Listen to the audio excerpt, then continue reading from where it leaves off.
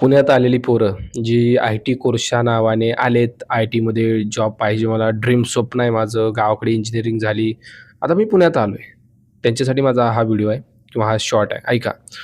मी पोरांना विचारलं, 2 पोरं मला भेटलो मी त्यांना, मुद्दामून भेटलो. काय चालू आहे बघण्यासाठी.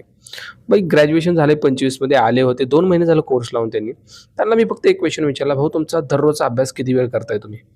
तर ते म्हणले, "सर असं काही टायमिंग वगैरे नाही आहे आमचा. म्हणजे मनात आलं तर आम्ही करतो आणि अर्धा 1 तास असा होऊन जातो." मी म्हणलं, "बाकीचा वेळ?" "बाकी वेळ सर जरा पुण्यात आलोय, पुण्यामध्ये जरा पुण्याची हवा लागली." हे मलाच कळालं ना. त्यांना बघूनच कळालं मला. त्यामुळं माझी विनंती आहे भावांनो, की जर तुम्ही असा टाईमपास करण्यासाठी येत असाल, तर भाऊ खरंच येऊ नका, उपयोग नाहीये. आणि जर हा व्हिडिओ त्यांचे आई-वडील बघत असतील, तर एकदा चेक करा, की काय करतायत पोरं. कारण पूर्ण टाईमपास चालू आहे. भाऊ आलाय तू, तुझा प्रत्येक टाईम, प्रत्येक मिनिट भाऊ त्याच्यासाठी पाहिजे, ज्याच्यासाठी तू आलाय.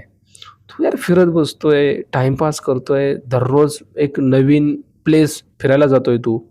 मी म्हणत नाही फिरू नको यार. पण यार फर्स्ट प्रायोरिटी तुझा अभ्यास पाहिजे, तुझं स्वप्न पाहिजे, तुझं गोल पाहिजे. आणि परत 6 महिने होतात, पोरं म्हणतात परत जॉबच नाहीये सर, जॉबसाठी खूप मेहनत करतोय. आता घरचे पण म्हणतात कधी लागेल जॉब. सगळं पुरं डोक्यावर आल्यानंतर पोरांना जाग येते.